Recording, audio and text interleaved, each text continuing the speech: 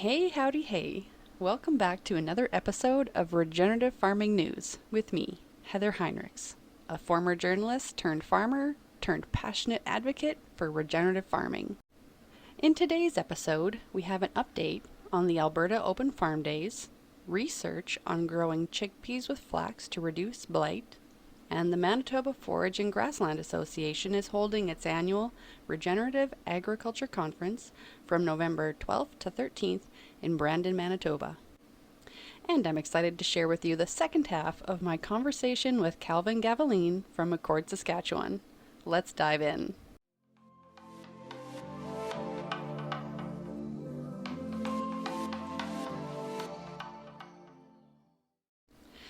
Alberta Open Farm Days 2025 was a standout success. This year, nearly 150 host farms opened their gates to welcome thousands of Albertans and visitors, offering everything from alpaca demonstrations and aqueduct tours to wagon rides and pancake breakfasts. Farmers say attendance was through the roof. Parking lots were packed, fields were bustling, and connections between producers and curious visitors were everywhere. To give some context, last year's event drew more than 52,000 visitors and generated over $300,000 in on-farm sales. While the numbers for this year's event are still being tallied, all signs point to another record-breaking turnout. The 2025 theme was Water, the lifeblood of every farm, highlighting how essential water is to agriculture and tying into this year's international spotlight on glacier preservation. The theme carried through farm tours, interactive exhibits, and even local food tastings, helping visitors connect with both farming practices and the bigger picture of sustainability. And here's where regenerative farming plays a powerful role. By keeping soils covered, adding organic matter, and managing livestock wisely, farmers increase the soil's infiltration and water holding capacity. That means more rainfall soaks in instead of running off, and fields stay productive longer during dry spells. In a province where water is both precious and unpredictable, these practices give farmers more resilience and make every drop count. It wasn't just a farm experience, it was a province-wide celebration that built trust, created memories, and reminded people of the vital link between farmers, water, and the food on our tables.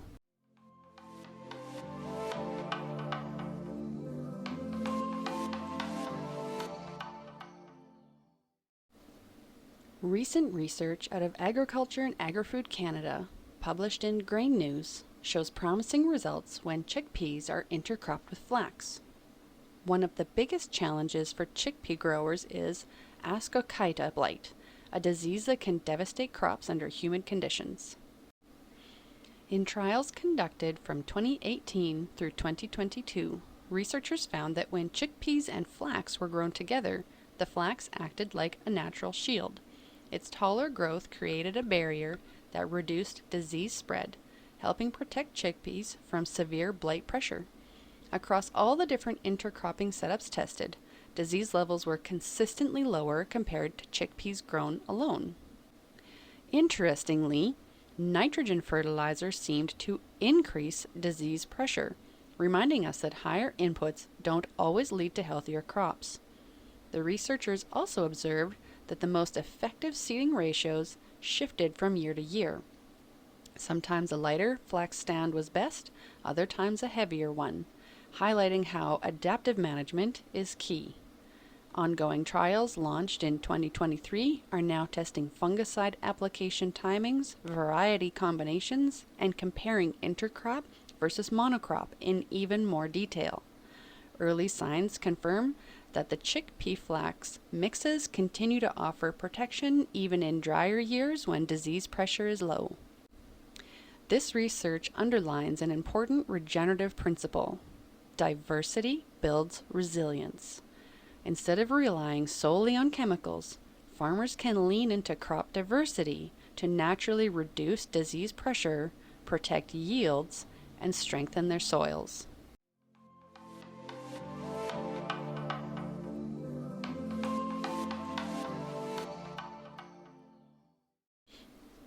Coming up this November, the Manitoba Forage and Grassland Association is hosting its annual Regenerative Agriculture Conference from November 12th to 13th at the Victoria Inn in Brandon, Manitoba. With the theme, Enriching Land, Lives and Livelihoods, this 1.5-day event brings together producers, families, and agricultural professionals through keynote talks, hands-on workshops, and a trade show. There's even a free children's program created in partnership with Holistic Management Canada, so families can attend together. Keynote speakers include Michael Ferguson, a fourth-generation farmer from Melfort, Saskatchewan, and co-founder of Collective Impact, presenting on Open Minds Inspire Continuous Improvement on Farms.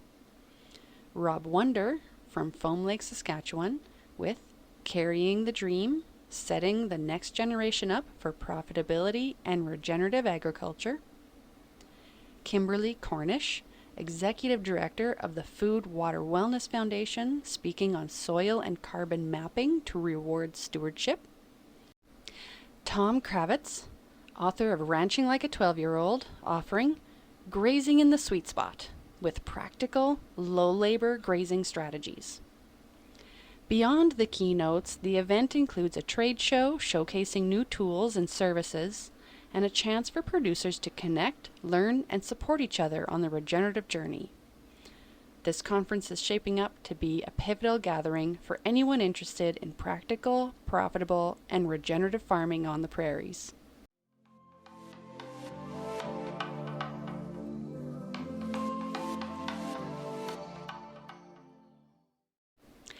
This week, we're back with the second half of my conversation with Calvin Gavelin of Gavelin Farms in McCord, Saskatchewan.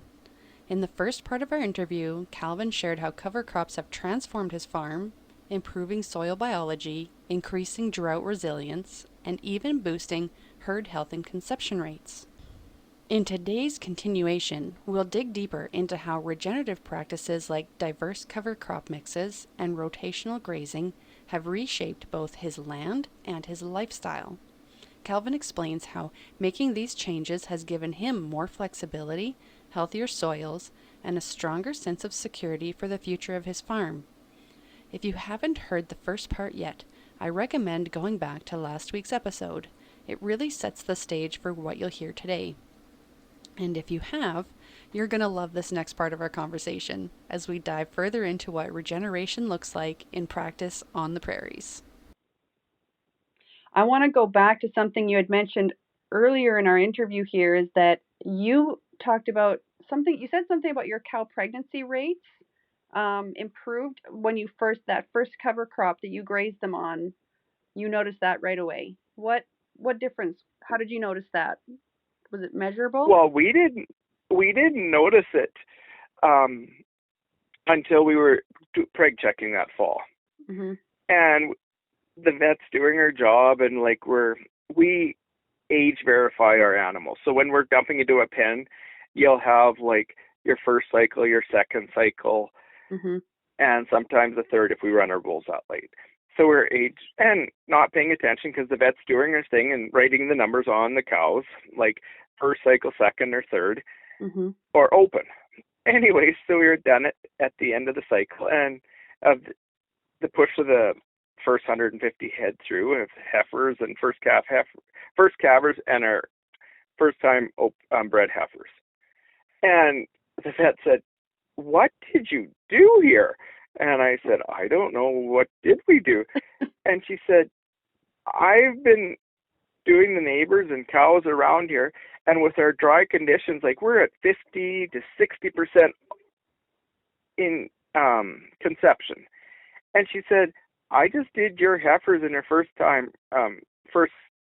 calvers, and she said, you're at 97% conception rate." What? And I said, "What?" And she said, "Yep. And what did you do differently?" I said, "Well, they've been on this cover crop." And she said, "Well, it's the nutrients. The availability was right there for them when they needed it because nothing else was providing it." And I said, "It wasn't our pastures or our hay because it was burnt out. But I said, we were grazing these cover crops." And she said, "Well," so then fast forward a couple years later, talking to Graham Finn with, union forage and all this stuff. And that's when he says, well, you had super ovulation. We find it more often than you realize grazing these cover crops. Wow. Wow.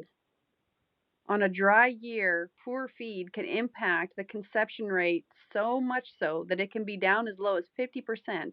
But your cover crops did so well in those same conditions that you didn't suffer those consequences and had the best conception rate almost possible. Ever.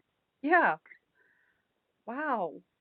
It's just mind-boggling. I mean, I really love regenerative farming because it just makes so much sense. But hearing farmers like you talk about how it's actually working is just so exciting. It's just so awesome. When you have other farmers visiting your farm, what's the typical reactions you're getting? Like, are they doubting it? Are they asking you questions? Are they excited? Well, typically you have two types of farmers. You'll have the ones that will go out in that group of people and be there. Some will speak, some will not, but they're like just flabbergasted. Mm. The ones that really get to you are the ones that are more private and ask for that tour more one-on-one because they're afraid to ask those questions in public. They're afraid to be out there with everybody else and being categorized as someone doing regen. Mm. So when you have those ones there, those are the ones where you get the in-depth discussions, and those are the ones that are like, this makes sense. And they're the ones that are going home to try it. And so what you see quite often is with holistic management, when we opened up our place, anybody that basically does regen is open to discuss out of it. Mm-hmm. And so when you reached out to interview me, I don't do many interviews. I don't chase it. Typically, I'm the one that I will show what I do. I've taught farmers this stuff. And so with the Canadian Forage and Grasslands Association, I did 3 presentations. And it was amazing when I got out there. I would be speaking, everybody struggled to get numbers out, and I did 5 presentations, and we averaged 200. We had 225 farmers that I spoke to. Wow. And it was just amazing. They wanted to know the story, and I'd start my day at 9 in the morning, and everybody else is gone by 2, and 7 o'clock at night we were still chatting, one-on-ones. I didn't care. I said, I'm here to help you guys. I got paid the same as if I had one person or 65, and I didn't really care. Mm-hmm. I said, this is what's our pictures of our place. I'm not BSing you. This is our true story. And I said, if you want to come look, come look. So like right now, we have lots of people asking about opening our farm up again for more tours. And even in this year's dry condition, most of our crops are written off. But our regenerative crops are the ones that are multi-purposing, and they're the ones that are producing the cattle feed for our cows. Wow. The ones that are just monoculture, there is limited options for it. So it is just mindset changing that there is differences out there. And in some of these driest years, like this one now, until we had rain starting 3 weeks ago, we were only sitting about 2.5 inches in the growing season. And we've got close to 5 since that. But our cover crop that we planted this year, and it's a 15 species, an annual blend, like 5 different types of species and cool and warm of them classifications. And that cover crop, kid you not, I've taken people to it, and they call it, it's unbelievable seeing it, because they saw what conditions we were, and it's waist high, and you can't even walk through it. Wow. And when you go out there, it's just buzzing with insect life. Yeah. Biodiversity. Diversity of life. So what has been shocking every year when we're doing our soil testing. I forgot to finish this part up. Oh, yes. When Nutrien was out there, is our soils following our cover crops are improving. We're improving organic matter. So we do a total soil health test. So then they're measuring our soil biological activity and all the different structures that are in there. And it's when Nutrien did it the first time, they came and redid it again because they didn't believe the data. And it's just been year and year after year how we're improving our soils in some of the most bleak conditions. Wow. And so Marla will say, I just can't wait to see the stuff when it actually rains. Our winter trit, our derms went dormant because of the drought. So now the derms were written off. After the rain, now we're getting second growth of these derms that are trying to shoot some heads so that it's all green, and everybody's out there spraying it and trying to just get what they can out of it. And our winter trit has enjoyed the moisture, and that is providing cattle feed for us where I didn't expect to get feed. The winter trit is providing feed now. And so what we cut on Friday, which I cut at 8 inches tall, just trimming the tops of the derm because it's hard to cut the stuff because you have a full leaf with no stem. It's like just straight moisture. Mm-hmm. And so 4 days later, we were out there flipping it, and in places, the stuff had already grown back 8 inches. So now we've went from using a swather, we went to a hay bind. So we went from a 30-foot cut, now we're down to 18, and then cutting it at 6 inches tall because it's regrowing so fast. And it's using the moisture, but it's feeding the soil biology. So that blend going into the wintertime, our cows will go and graze it. We have a living root right up to freeze up. Next spring it starts again. And soil biology is improving, but also we have a living root, so we have less erosion with the snow melt in the springtime. So there's these benefits that we're not even expecting out of it. Yeah. And I know it's not the world solution, but for my context, it gives me opportunities that I never dreamt of. Really? So like last fall, having 2 months of fall grazing when everything's burnt out in the country, Mm-hmm.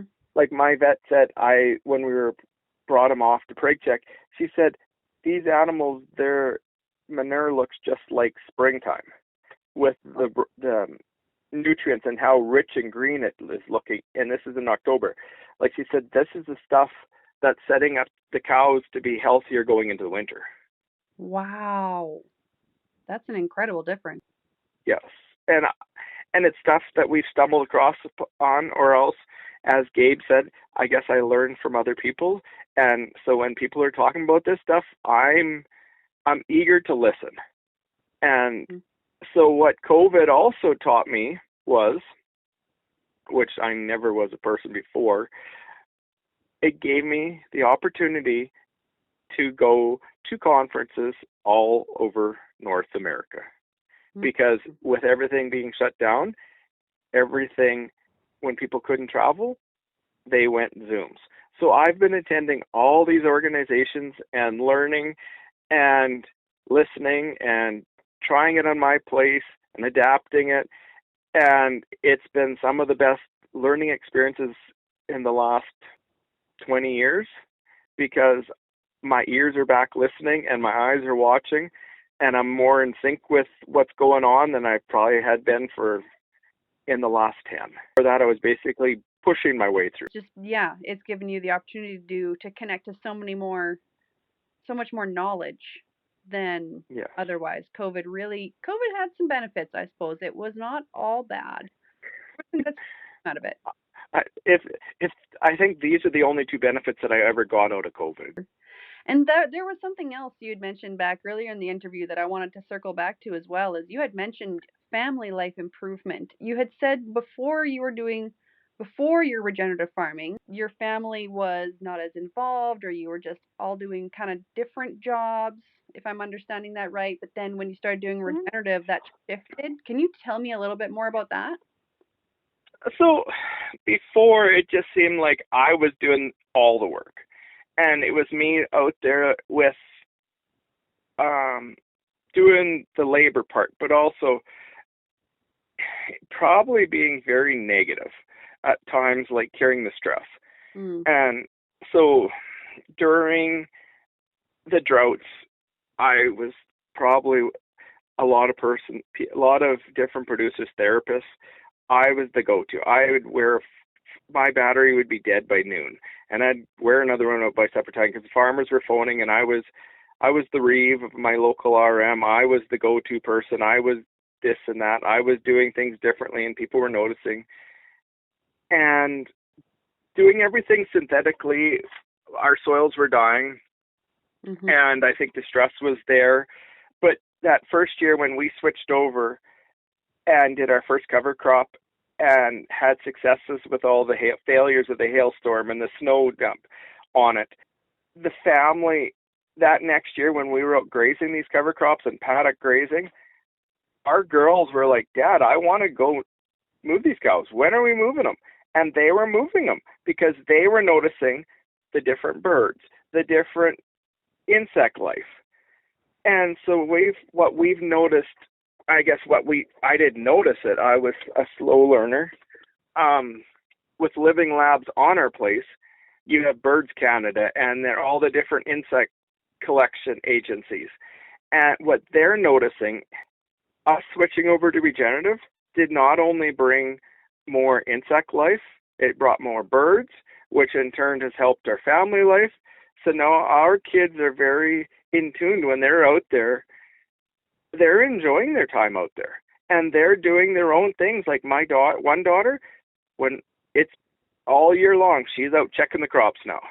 It's like, Dad, I got to see how my pea crop is.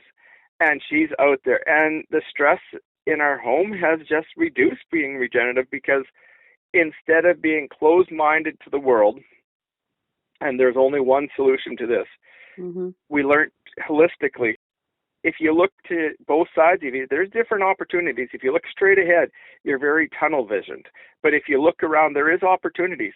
And regenerative has shown those opportunities and given us the ability to get through some of our issues that probably would have killed our marriage.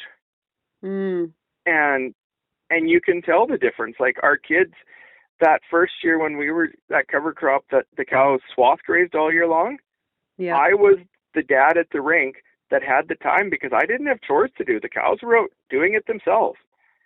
And what we learned regeneratively is, as most of us do too much, those animals can source feed themselves.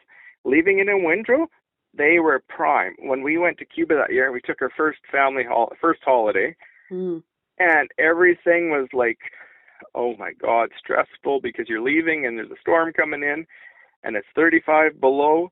And I had a cousin coming to do my chores, which I trust the world to. Yeah. And he's like, your cows are not like mine. And it's like, what do you mean? Your cows are out grazing. My cows are out eating their bales. And he said, I go to your place and it was like, they're enjoying themselves. They were out grazing. Some were like laying around.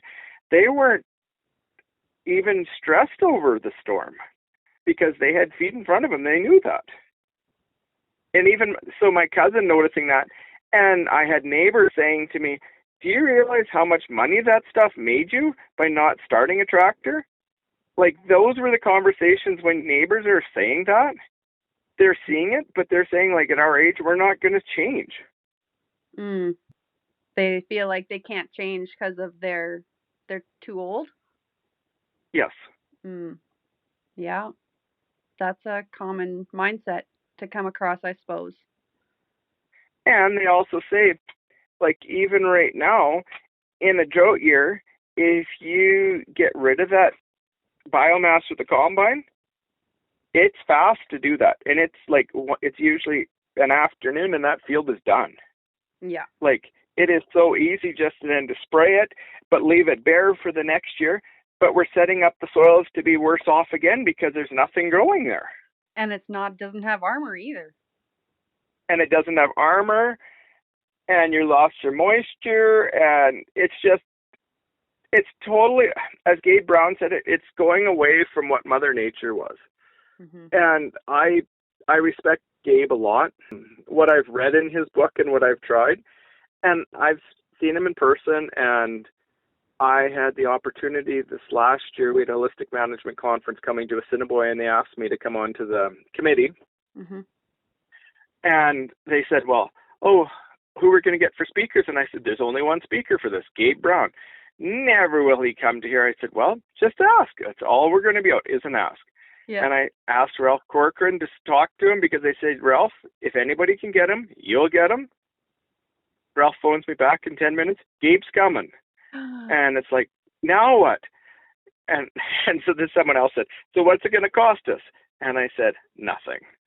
And it was a silence on the phone line in the group. And they said, what do you mean? Well, you know that conference that we had a few years ago that we had 125 people at? Yep. The profits for that is now educating our area and giving them the opportunity. And I said, it's all covered. We did Gabe Brown. I said, it's that important to let everybody get a chance to see him. Wow. So, and we were lucky Gabe came up. So that conference was something that was different than any other conference. We started with bale grazing, some of these principles that you talk about but never see. Yeah. So we started out on a farm, bale grazing, and Gabe said, I'm here for the conference. He was there giving a presentation that afternoon with Blaine with Understanding Ag. And he was there. He did his presentation in the morning on Saturday. And then that Saturday night, him and Don Campbell did a fireside chat. Two people that are very well respected. And it was just, everybody had the opportunity to visit with him. He did his speech. And it was one of the biggest take-homes was just, he's no different than you or me. Like, he's teaching the world what has worked on his place. Wow, that must have been a real milestone for you, or a real touch on your It's something I'm very proud of. Yeah. Yeah. And so that conference, they're like, well, typically we'll get 50 people, maybe 100. There was almost 300 people at that conference. Oh my goodness. And they're like, where's these people? They're coming to see Gabe. And they're like, impossible. No, he's the draw. And I said, and people went that Friday out in the field when he gave the presentation, and he sat back, he answered a few questions, but it was to have the knowledge there. And he said, like, I learned this from someone else. It's not like I'm doing all this stuff. And it's what we're doing on our places. It's making the change. Mm-hmm. And I see the trend growing. Selling beef from straight from the farm to fork, our customer base builds itself. And that is something that we never thought of. Like, we're not out there advertising that we have beef for sale or peddling it. It's all pre-sold.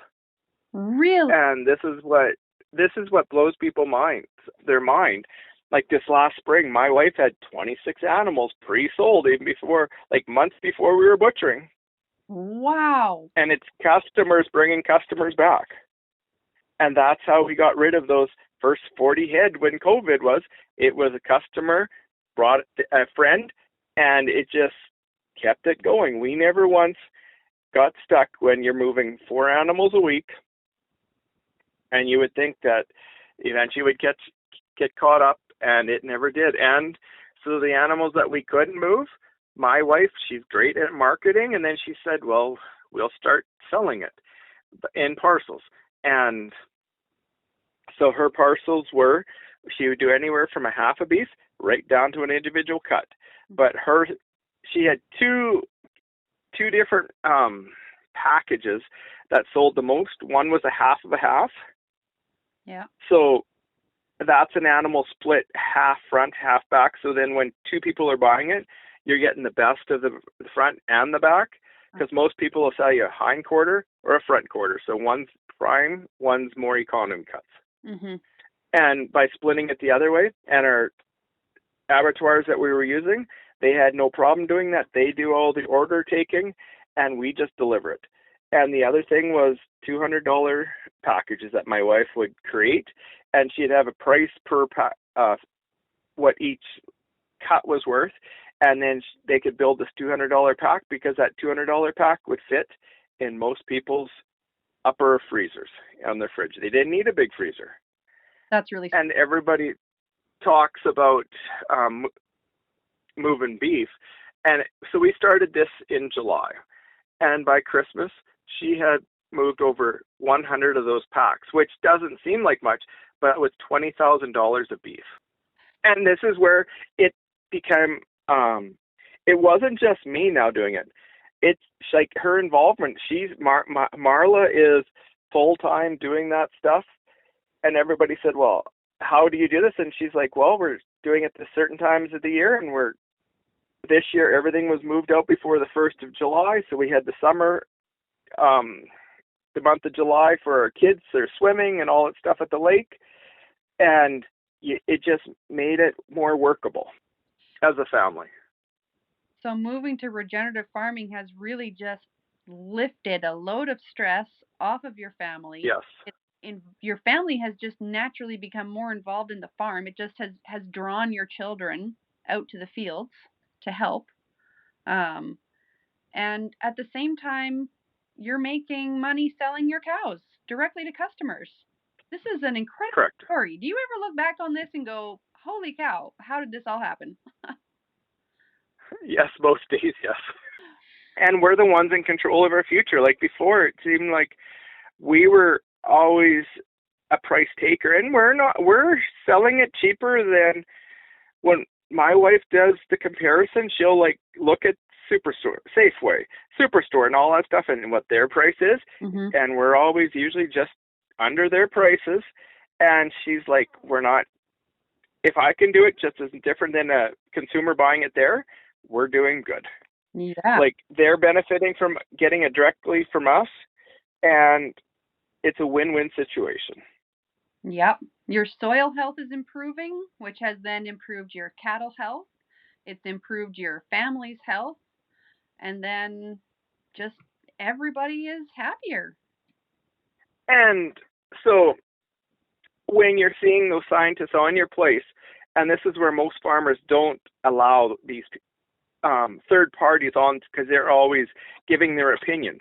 But when you're listening to these people at their presentations and saying, or even their one-on-one conversations with you, and they're very happy to give you their portfolio of your operation. And they're like, do you realize that you have more diversity of insects or of birds than your whole neighbor around you? Like, we're noting it. Like, it's, the proof is in the pudding here. We've actually quantified what you weren't even talking about. And so when those organizations are quantifying the benefits, it's just a little pat on the back. It's like, yeah, I guess we're doing something that is more eco-friendly. Like our fertility use, we're a third of what we normally used to. That's for fertilizer, you mean? Yes. Ah, a third. Wow. So then it goes economically the other way. Yep. Like if you're not spending the money, it's like Gabe's phrase, it's better off to write your name on the back of the check than it is on the front. When I got to see Gabe at Edenwald a few years ago, and Marla and myself, we were hanging, and it's like, we have to take the time. Soft Soil had paid his way to come up here, so it was a minimal fee to attend. And we took the day, and it was like the most invigorating day in years of learning, but being around people of equal mind and thinking. And it was very nice to see that. And then now we had him in the Assiniboia. So it is just nice to see. I would say he's one of my mentors, and it was nice to shake his hand. And to say thank you for what you've done for our operation. Yeah, he's been a real pioneer in this space, and his books and his videos and his talks have impacted so many people. He's been a real leader and a real inspiration. And my wife would say, me listening to those videos or YouTubes, it's not the first time that she's had to go to bed with listening to Gabe talk. So. And so she told that to Gabe. Gabe said, strange thing is, you're not the first person to say that you've that your husband fell asleep and you have to shut me off. Oh, saved your marriage so that you could fall asleep listening to a stranger talking about farm. Oh, that's fantastic. Oh, I love it.